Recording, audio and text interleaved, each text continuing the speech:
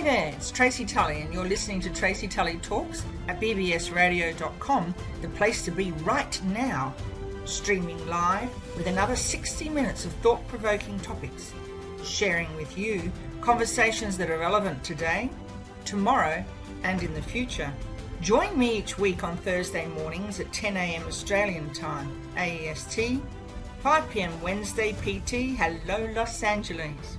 If you missed the live show, jump onto your favourite podcasting platform and you'll find me on Tracy Tully Talks. We do have some adult language, so if you have some little ones around, pop on your earphones.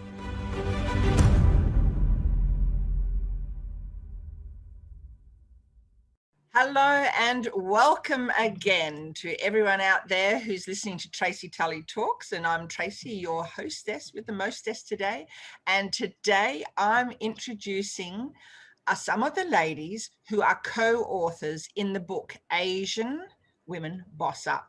So that's a co-author book, and last week we showcased some of the co-authors, and this week we have another 4 ladies. So we have Mary D, and Mary D is the Joy Catalyst, and she's a speaker, author, and business advisor. We have Sabrina Runbeck, and Sabrina is the queen of performance and positivity, empowering health practice professionals. We also welcome Vivian here today. Vivian de Guzman, she's a #1 money magnet activator and business intuitive coach. And Viva Sharma, welcome Viva. Viva is a spiritual coach and she's the #1 best-selling author and the San Francisco chapter chair for mindfulness. So today we have a powerful group of businesswomen from America here with us today. And so Viva, how are you? I'm doing well. Nice to meet you, Tracy. It's lovely to meet you, Viva. We're going to go around the room and I'm going to get each person to tell us about themselves. Would you like to go first? Yeah, sure. My name is Viva Sharma. I'm a holistic, spiritual, mindful leadership and mental fitness coach. And I help entrepreneurs and also individual and corporate clients and Fortune 500 companies in US. And I help them rise above the stress, conflict, doubt, and limitations, and help them improve performance, relationship, conflicts, parenting, by helping them change their function on deeper level. Because when they change their own relationship with themselves, they change everything outside. So that's about it. There's a lot in there though, isn't there? Thank you, Viva. Sabrina, would you like to tell us a bit about your journey? Thank you so much for having us here. And all the women here are so amazing. I'm so fortunate being in the room, be co-authoring. I am someone who really the only girl in the family. I'm the only child. So from an Asian family, it's always like, girls, you get a good grade, good job, and you're fine. And I choose to go into medicine and to choose to do one of the most intensest field of heart and lung surgery. And people thought I was crazy. And so 2 bachelor degree, 2 master, finally got into one of the best heart and lung surgery center in the US and really in the world, because people fly to us to see us. And then I feel like, hey, I got it. But if I got it, I better show up. So that means I start working more than 80 hours a week, constantly on call. I will book a case 7 p.m. to just start tomorrow. And then end up 1 month, I was in a hospital 29 days straight. And my patient remembers when I'm actually coming in to say hello. And then one morning, I just so exhausted, can hardly move. My body feels weak, and then my hands are even cramping. And it wouldn't be so bad if I have the day off, but I was scrubbing with my hands inside my patient's open chest. And I can barely remember how I finished that case. And my nurses even took pity on me and passing Dayquil and cough drops just so I can survive. But the next morning when I woke up, covered with sweat, and realized, oh, Sabrina, you can't do this anymore. Call out sick. The first time in my professional life, I allowed myself to take a break.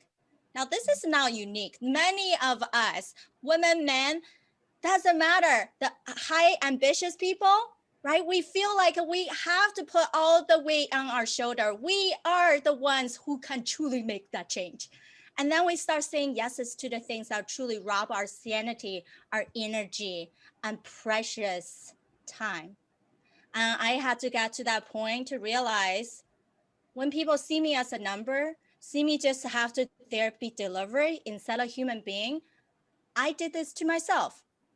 So I went back to my root in neuroscience public health, dug out my own thesis, and learned from all other amazing performers and coaches, psychologists, and came up with my 6-step system. Now I help private practice healthcare entrepreneurs, their owners, to be able to increase their productivity, save at least 4 hours of work so they can gain more freedom without losing control and truly have that double win in healthcare and in their life. Wow, that's a big job you have there. And so you're not a practicing doctor anymore, is that correct? I am still practicing surgically, but and then I cut down my hours, and now I'm able to become an international keynote speaker and consultant with these different groups. Excellent. Thank you so much then, Sabrina. Hello, Vivian. I see you're in the room. How are you? Lovely to see you. Great. Tracy, thank you so much for having us today. I am honored to be here with a bunch of lovely ladies that are making a huge difference in the world. So they call me the #1 money magnet activator, which means all of us have the capacity to make money, except sometimes we don't allow ourselves to be. So I have been actually a holistic physical therapist, just like Dr. Sabrina, right? And I was practicing in medicine, had my warning sign for a stroke, wherein my whole right side of my body suddenly became kind of like not working, not functional. So at that time, that was my wake-up call, right? The 2x4 from the universe saying, what are you doing with your life? Do something else. So that was my aha moment. And then I realized that I had to bring back, because I kind of abandoned them, these spiritual gifts that I have, my ability to see the body in 5D. So like a human MRI, like a medical intuitive. And then I realized that aside from having that talent and gift, I could actually see what are the obstacles for people to allow money into their lives.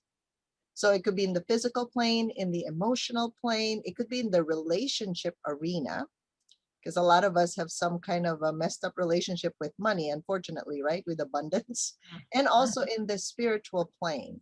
So when you're able to actually find out your own path and purpose and really live that path, no matter what everybody says, no matter what your family says, even if you're completely different from everyone else, which is great because we all have our unique differences, we are able to express the genius of who we are and allow ourselves to serve those who are looking for this kind of help.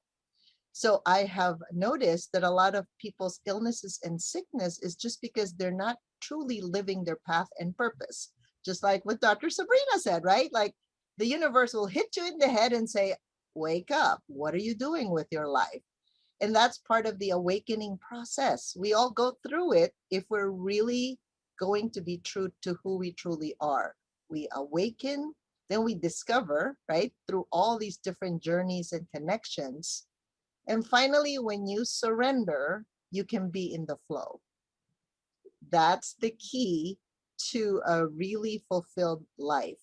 And so I wanted to share my magic with people, because when you are in the flow and you're living in your purpose, the universe brings you exactly what you need, exactly what you want with ease. It doesn't have to be hard. It doesn't have to be a struggle. I think we were all programmed and conditioned to do that. So I help people clear their obstacles, especially if you're an entrepreneur, right? It's like, it doesn't have to be the long cut. You can have a shortcut if you allow it to be ease grace, and flow is my motto.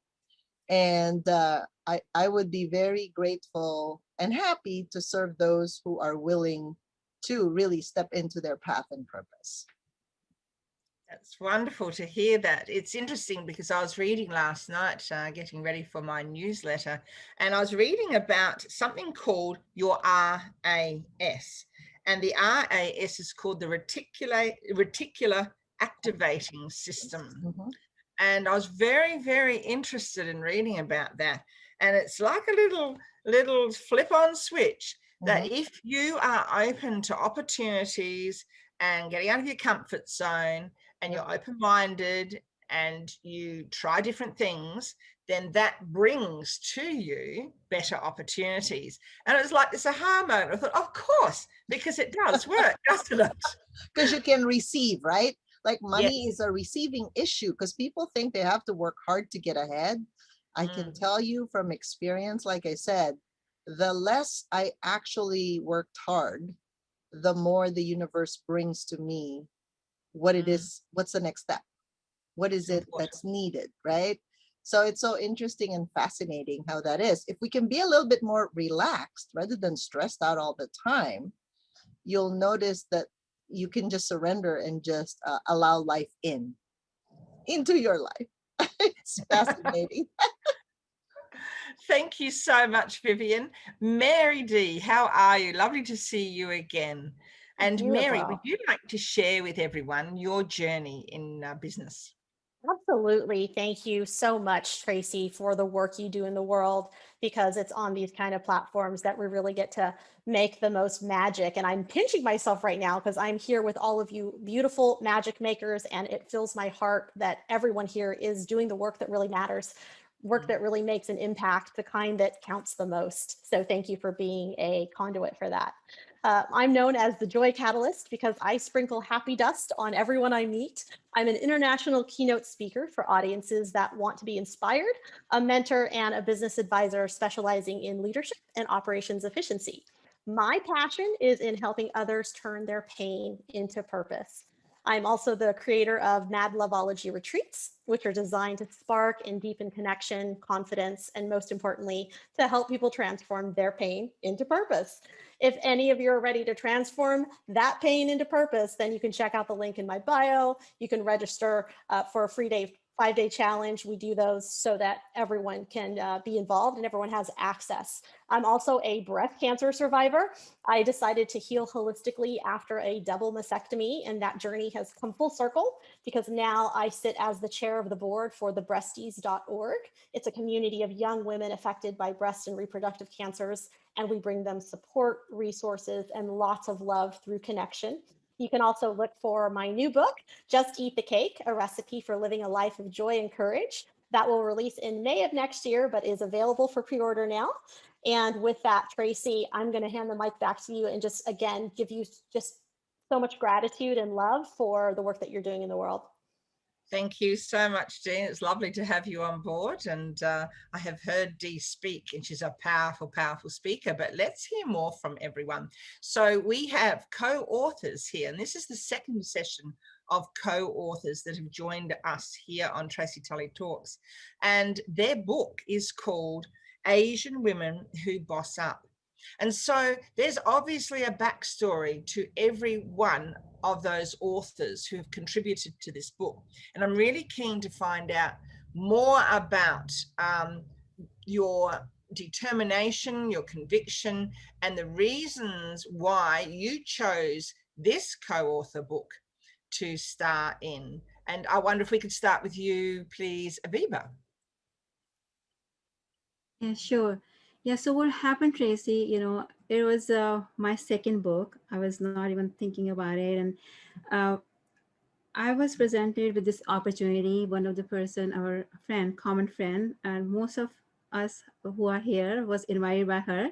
Her name is Didi Wong, and she's my friend. And she reached out to me in September that we have this opportunity. At that time, I just had my first book, my own first book, and it's called Turn Within, Reconnect with Your Inner Peace and Well-Being. So in August, I released my first book. In September or first week of October, she reached out to me for about this opportunity. And she said, this is another opportunity for you. She read my book and she gave me a very good review. And she said, would you be interested? Because and I said, I don't know, I just had my first book just a month ago. But then she introduced me to Tam, the project leader of this project, and I talked to her and back and forth I was, and then she introduced me to all these amazing ladies. And then I said, yeah, something felt right, and I jumped, and here we are, and I'm so glad I did. And it was easy, and she made the process so effortless. It was just not like writing a book. It was just a journey. We talked, and we just talked, and we had our chapter. So it was easy. It was such a fun journey. That's lovely to hear. So tell me, you're writing in an exclusive book to Asian women. Could you tell us a little bit about your background? Yeah, sure. Actually, I'm from originally from India. Mhm. So uh, I came to US. It's a long story. I don't know where to start. And but definitely, I'm from India, originally from India, and settled in US. I came to US after marriage. It was arranged marriage, and after a couple of weeks of marriage, I moved to US. And here because when you come to US, because of visa restrictions, you're not allowed to work immediately. I had a lot of time at hand, and I was avid reader of books, and I love reading spiritual and self development books all throughout my life. So I had a lot of time. I started reading again, and also I loved reading spiritual books. And I was born and brought up in a family where we were exposed to spiritual side of life at early age. I saw my parents reading spiritual books, going to spiritual gatherings, and taking us along. And Yeah. you used to meditate, but when you're a kid, you don't take it seriously. But again, I knew about it, and when I came to US, I was reading a lot of spiritual books and self development books and metaphysics, quantum physics, law of attraction, and I love reading, applying those laws, and sharing with family and friends. And I loved it. And then and one day I decided, what if, I do it to help other people full time? What is one thing that I can do all day long and it doesn't feel like work? So I can read, I can apply those principles and share with other people to help solve all kinds of problems. So, and then which led me to ultimately become a full-time holistic spiritual and mindfulness coach. Great, thank you. That is a huge journey of study, so to speak, as well, isn't it? That you've been doing as a child with your mentors, your parents, and then your cultural norms that are coming there. Thank you, Sabrina. Can you tell us about your journey? Yes, as I was mentioned, I'm only child, and some people can tell, some people think I'm the oldest because I have the tendency of just very bold, know what I want, but also take care my close inner circle of people.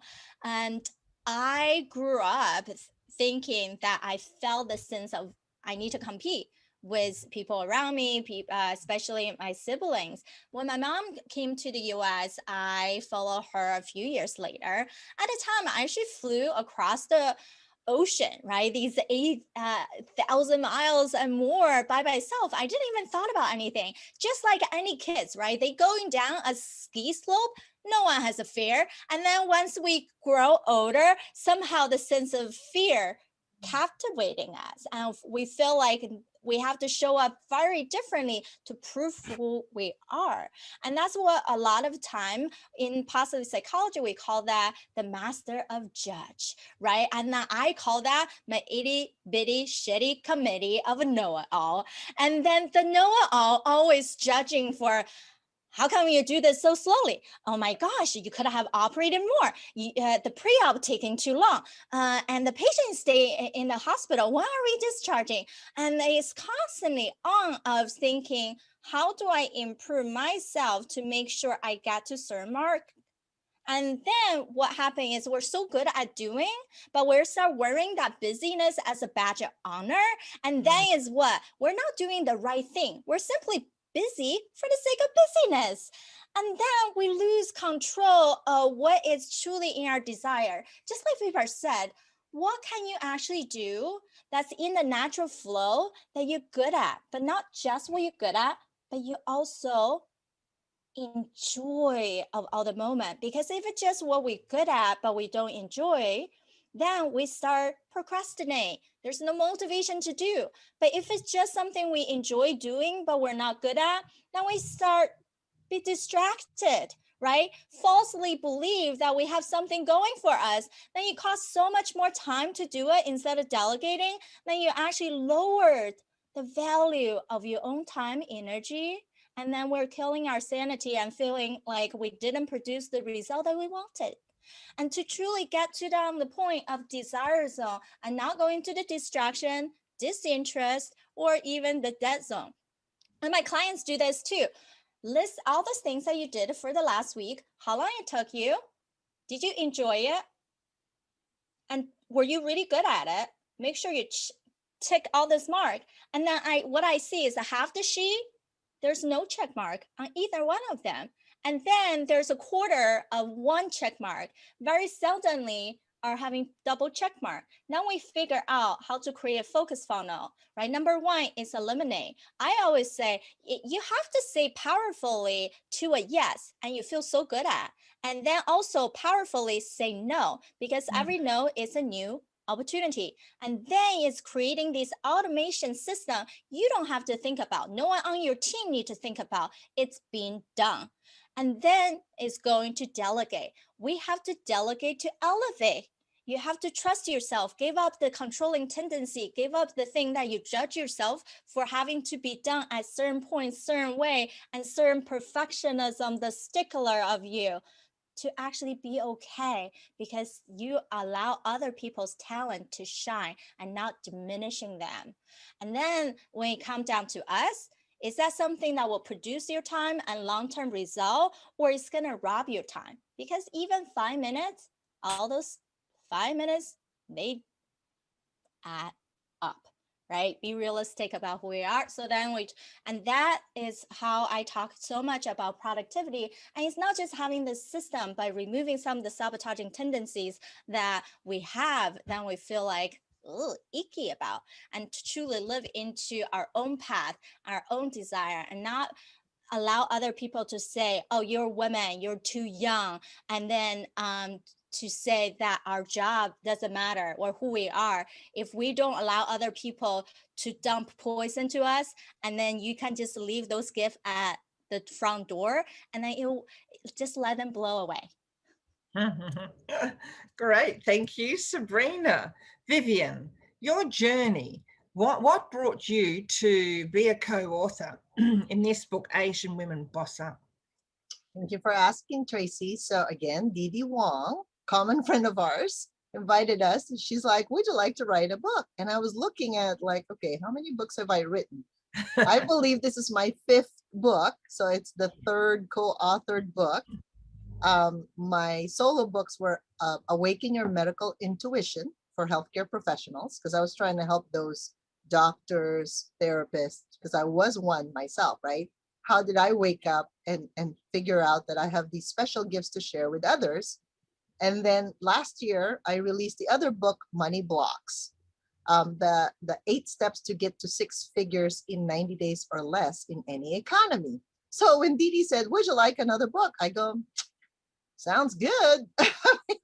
But my intention was like, wow, it might be fun to connect with other Asian women who also boss up. So it just sounded good. You know, the title sounded good. And then I really wanted to look for these conscious leaders in the Asian space, because obviously I'm Filipina and we did not come from a family of entrepreneurs. So here I am. You know how when you don't have a role model, because they're all employees, right? But I've been an entrepreneur for like long time ago, since 2008. So I said, I think I need another group, you know, a bunch of us women that also know how to boss up. So of course I said yes, and here we go, right? And then in the past, I would always kind of hide. You know how when you become an author, you actually have to show up, right? You actually have to shine because you're published everywhere in Amazon and in other international in different countries.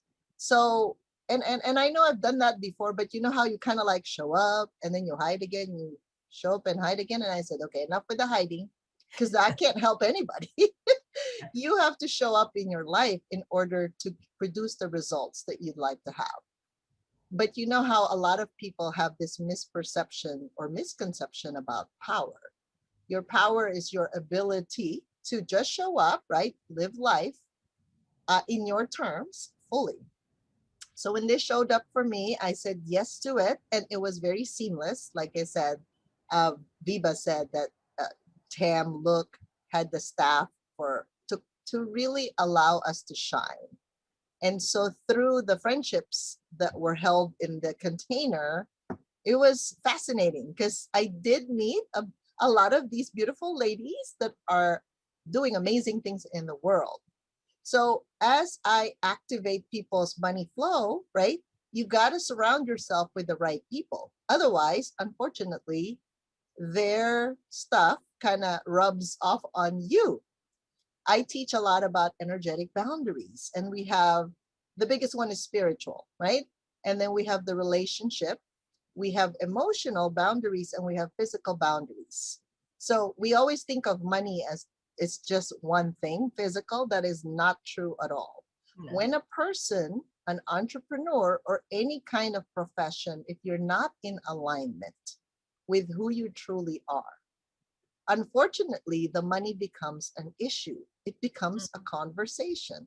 It becomes something to solve rather than for it to come to you with ease, if that makes sense. Yes. So the alignment comes with ease, grace, and flow, because if you're pushing it, right, the universe will bring you something that says, what are you doing? Because it's not how that works.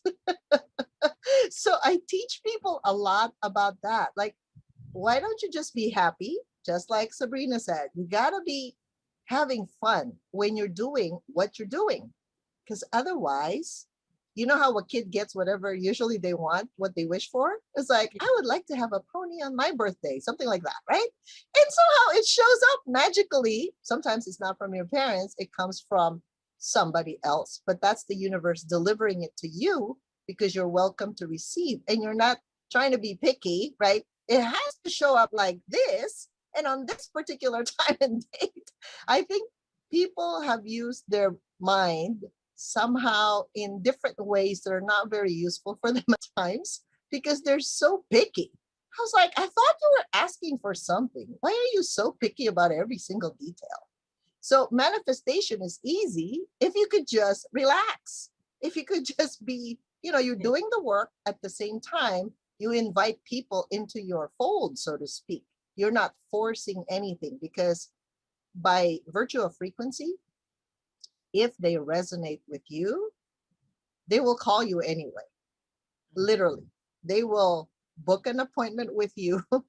They would, call you, see you somewhere. It's a frequency issue. So when you're saying one thing, but you're thinking and feeling something else, unfortunately, it doesn't quite work.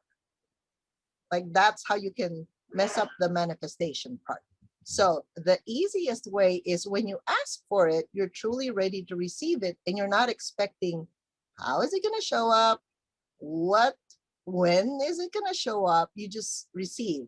And it's so interesting. Sometimes I have mastered this so much that I'm just thinking of something and then the next day it's here. I'm like, whoa, that was kind of fast.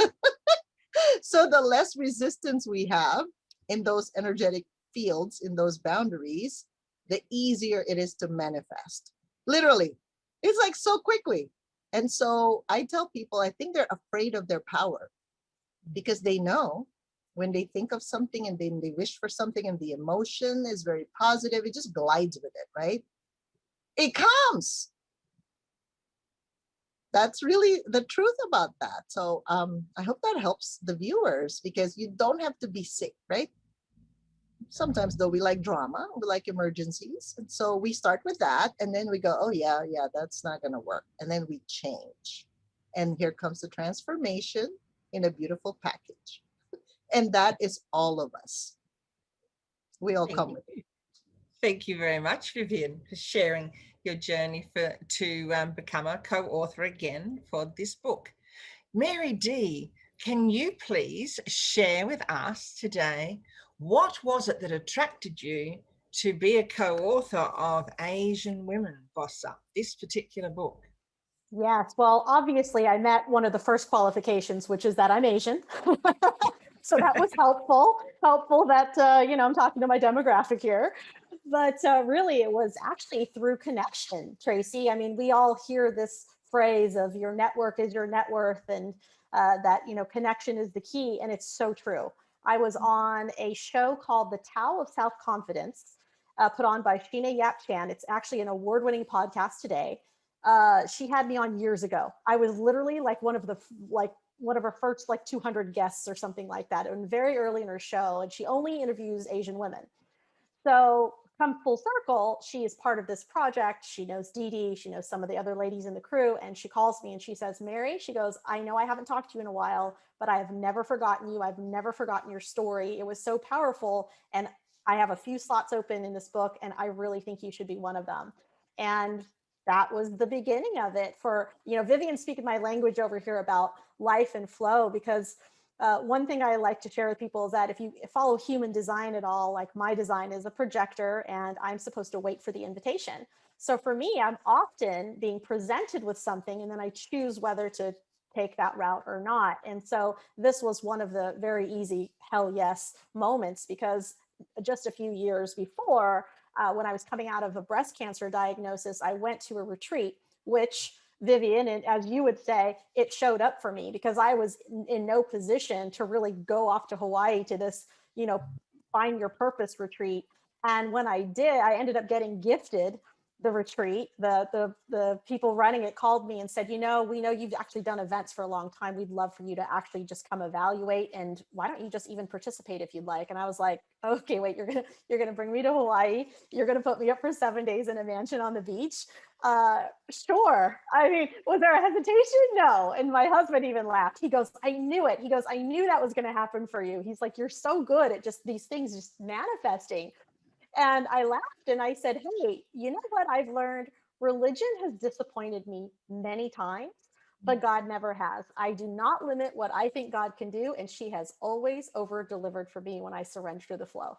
And that's been just definitely a beautiful theme in my life. And so that's actually how I was able to come and be part of the project. And it's such a beautiful time because the connections I've made and just the opportunities that we've been able to have. And then obviously with times being what they are, and with some of the unfortunate Asian violence that's going on around the world, like we're so timely because we're a group of Asian women who, if you believe any of the minority myth, you're like, oh, they're the quiet, smart ones hanging out in the background.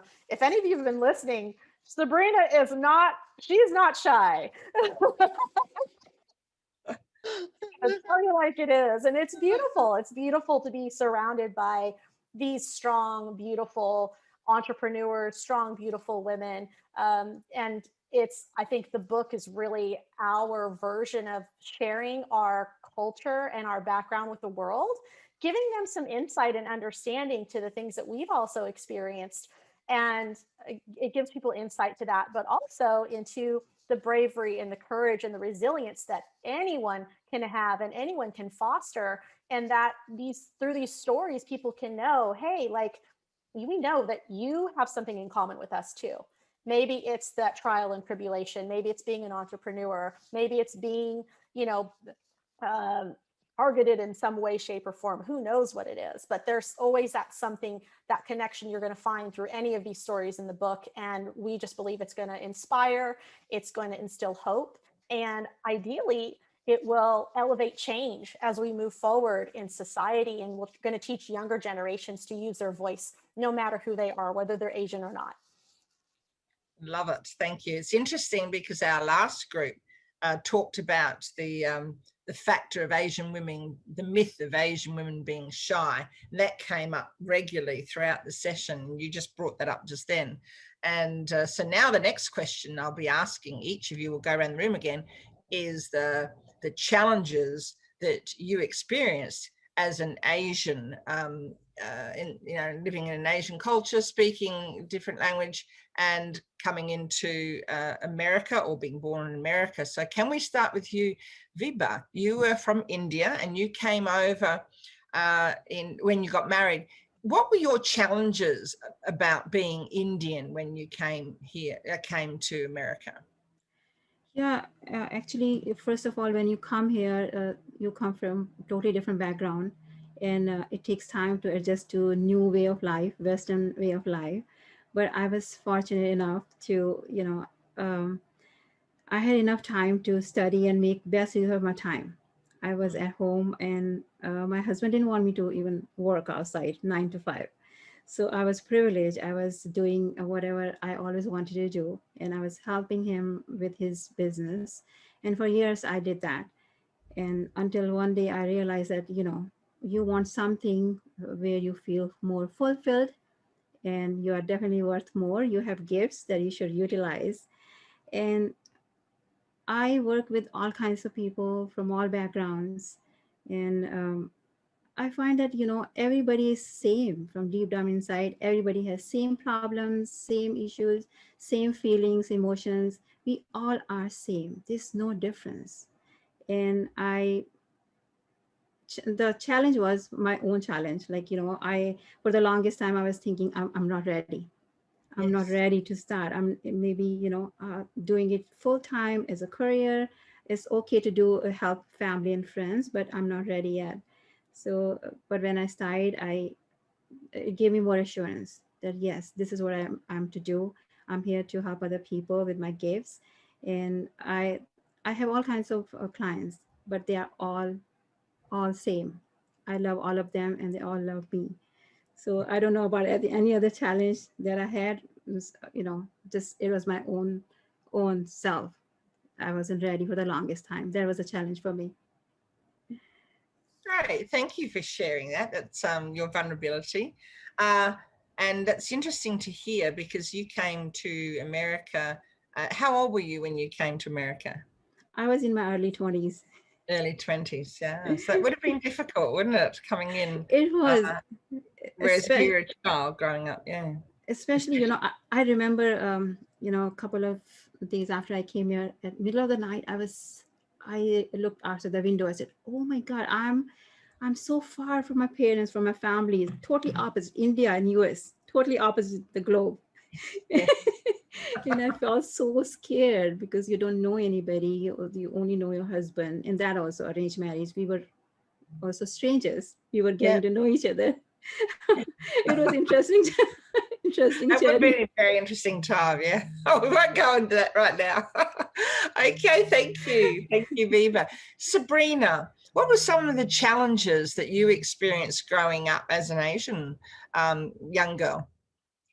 There are two things I think are big on me. One is accent and name.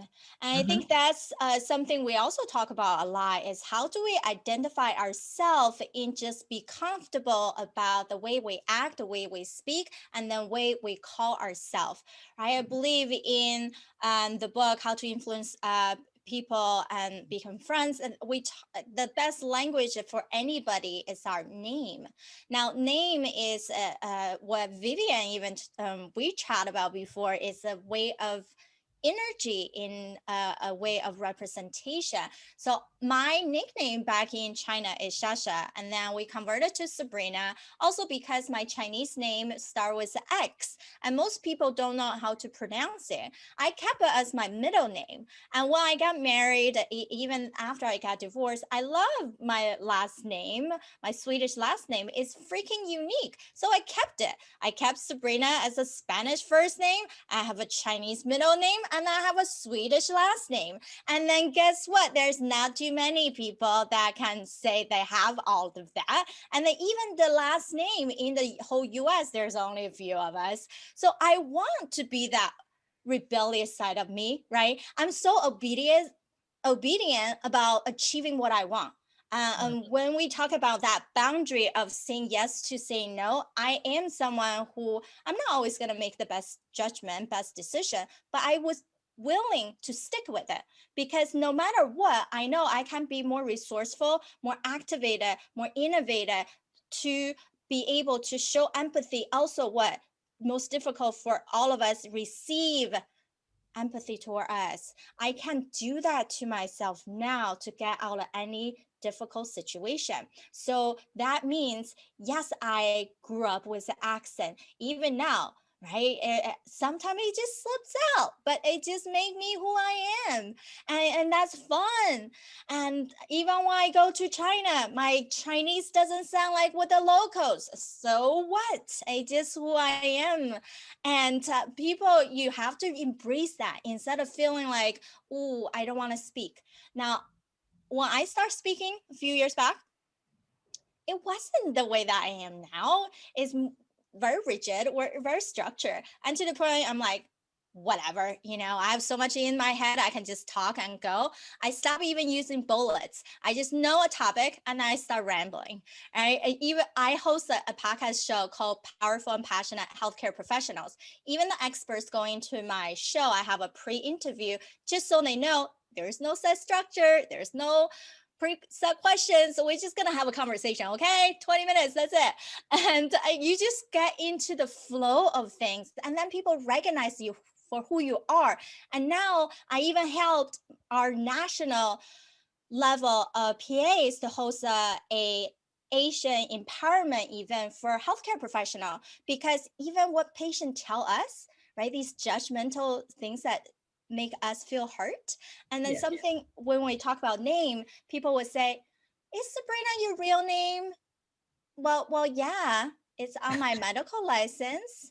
And if you wanted to ask if it's the name I'm born with, no, but real, it's pretty real, I think, right? Like, and how does that question of something real or not affect how well I am being a provider to fix your medical problem? Probably not, right? And then how is that really coming into the play when we want to make a connection with the person who's sitting across from us? Is there just a false fear that they created for themselves by drinking some poison that I already did from media, from friends, whatnot? What is it really worth our effort to change the perception or leave it as it is? Because we already know who we are. And that's why it's so important to be in this room, be here, and be with these ladies to have this book and this opportunity and really truly just enjoy the ride. Excellent. I love it. It's interesting because a fact about myself that you probably wouldn't know is that I was born in Penang in Malaysia. And whenever I tell people and they say, where were you born? I know what I'm going to expect. And I'm going to expect a look of absolute horror or gas or whatever. And so when I say where I'm born, I wait and I watch them very, very carefully. And you can see them trying to work out which question they want to ask. And it's usually, so is it your mother or your father? Because I'm very tall. and they'd say, yes, I can see your slanty eyes. And I go, can you now? Right. Okay, then. And I get a lot of that sort of conversation still to this day.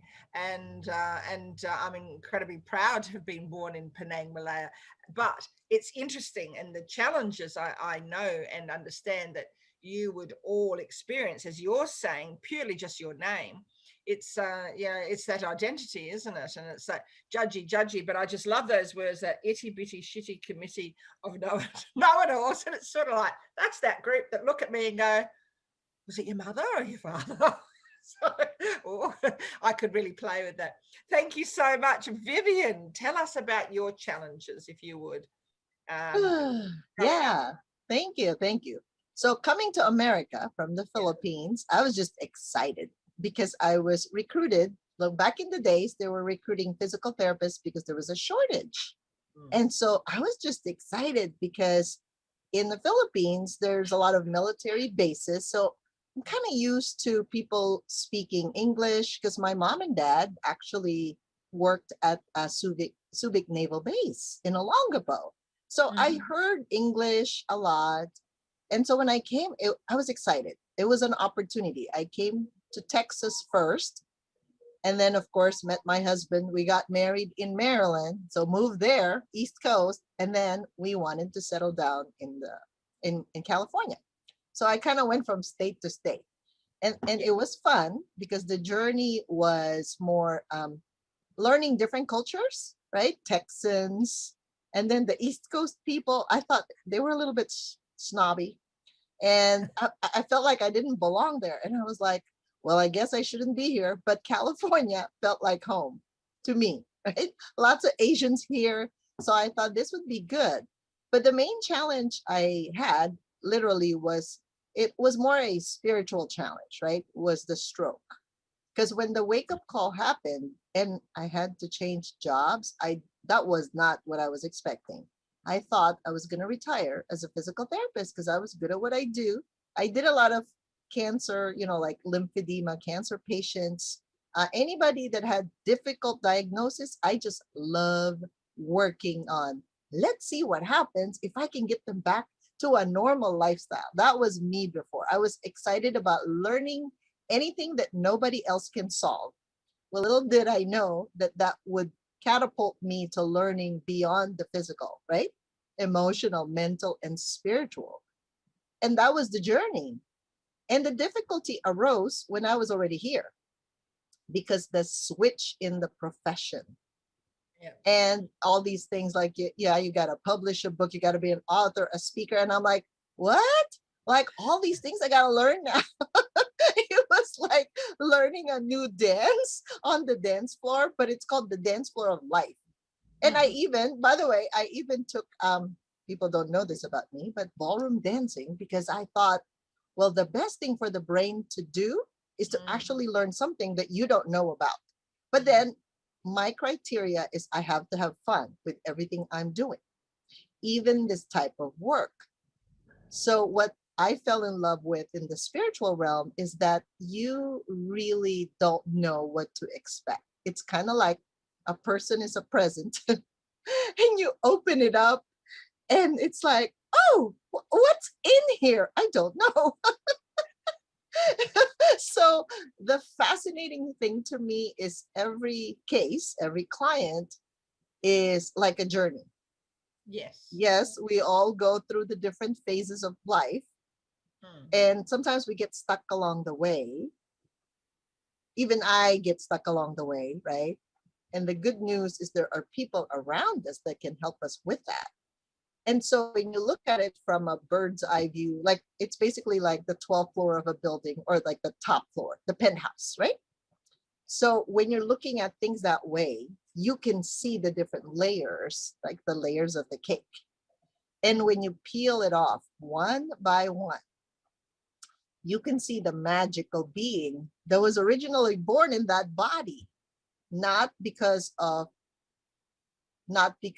your culture, not because of your tradition, but this human, this spirit within the person, right, is magnificent beyond, because we all have some gifts and talents that we carry, that we bring into the world. And the more we can shine as the authentic us, right, living our purpose individually and as a collective, we make this world a better place. I think that's what matters. So we all bring our gifts. We all show up in different ways, the good and the bad, by the way. That's the fun part because we learn from one another. So that's the magic I saw there is we all have a place here in the world. We just have to show up.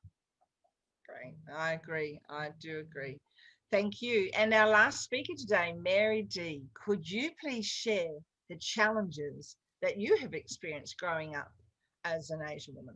Absolutely. I wasn't born in the US, Tracy. My mom is Thai, but because my dad is American, I had the privilege of being born a foreign US citizen.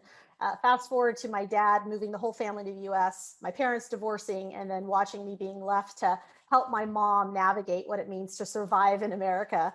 She had to learn English. She had to figure out how to work and raise me without assistance. And one thing I will say is my mom never told me that I was different. She did instill in me positive words of love and encouragement. She told me I was smart. She told me I could do and be anything. And I believed her. So for any parents listening, I hope that you heard me, because your words will shape your children. So please speak life into them so that they will go confidently into the world and know that they can make it. And in hindsight, I also look back on my childhood, and I am racially ambiguous. If you take a good look at me, depending on what part of the world you're from, I could be anything. When I'm in Mexico, they think I'm Mexican. When I'm in Hawaii, they think I'm Hawaiian. When I'm in Thailand, they know I'm only half Thai. So it really just depends on literally the eye of the beholder. I've been called an exotic white girl before as well. So I cover the whole mix. Um, One of the things I'll say is when I was younger and I look back on my years of elementary school, and it's so funny because I never had this realization until I was an adult, but I realized I went to a predominantly Caucasian school, and there was this little country bumpkin school out in Texas. And I very distinctly remember these kids that lived in my neighborhood who out in the playground would be like, Chinese, Japanese, skinny knees. I don't remember the rest of the sing song, but it was funny because I went, oh, like they have this funny sing song. And in hindsight, like I said, I can see that they were making fun of me now. But as a child, I have to tell you, I missed it completely. And I'm glad I did, but at the same time, I had to unpack that and say, how is it and why is it that I missed it? And it's because none of those things were true. I'm actually not Chinese. I'm actually not Japanese. And I actually don't have very small eyes. I have pretty big eyes. So because those things weren't true, it didn't land. And I just had this really beautiful thing about me, call it favor, call it grace, where I was blind to that kind of negativity, and things like that just didn't land on me. When they said stuff like, hey, do you know karate? I'd be like, yeah, actually, I got a few moves. You want to see them? Like I was proud of it. Like I did take karate classes. Yeah, let's throw down. Let's go for a couple rounds. Like this will be fun. And I think that through that, that's been a good thing because it's translated in my life to me working in male dominated spaces. I'm typically the only woman sitting on, a male dominated board or a male dominated executive team. Even most of my clients are actually male. And I look at that and I unpack that also and say, what is it? And it's not that I ever showed up and said, oh, I'm less than. I never showed up that way. I always said, I'm going to do everything with full confidence. I trust my intuition. I trust my experience. I embrace mistakes. I know how to take risks. And my inner child is ever present. I'm 40 and I'm still willing to do anything twice.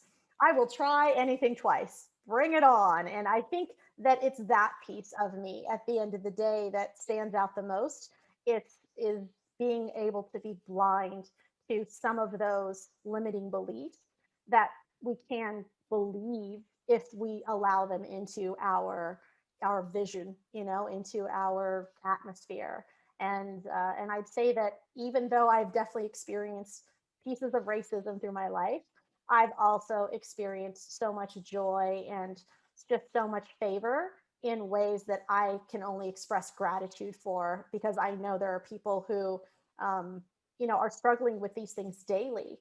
And I would just encourage them to build their confidence, speak up, advocate for themselves, because that's probably one of the things that's always gotten me the farthest is I'm always willing to advocate. I'm always willing to speak up. Oh, great. Thank you so much, Mary D. And the theme I'm hearing in this group is quite different to my last interview. So the theme I'm hearing here is speak up with your voice, use your voice. Mm-hmm. And so to wrap up today, Mary, what's the one thing you'd like to see come out with this book? I've got 1 minute. What are you hoping as a group that you will achieve with your book? I hope that it will inspire others to move forward in the direction of their dreams, that they will not let fear stop them, that they won't let a lack of, oh, I don't know how, stop them. Like, there are people out there with no arms and legs out in the world hiking and surfing and doing wild things, and by all means, the rest of us that are here and fully whole have no excuse. Like, we can do it, and the biggest thing is to take that 6 inches between your ears, right? Our mind and our mindset and the thoughts that we think, and switch those around, make those positive, encouraging thoughts so that you can do it, it can be done. And read our stories. We've all come from from this wave of like craziness and defeat to a beautiful journey of life that's just unfolded for us because we were consistent and we stuck with it. So don't give up. I'd say that's the. Thanks for listening to another 60 minutes of inspiring talking points on Tracy Tully Talks, brought to you by bbsradio.com. Tune in every Thursday morning at 10 a.m. Australian time, AEST, and 5 p.m. PT time in America. Leave me a message on my website at www.bbsradio.com/Tracy Tully Talks. If you're interested in lifting the profile, presence and profit of your business, sponsorship opportunities are available. Until next Thursday, it's goodbye from me.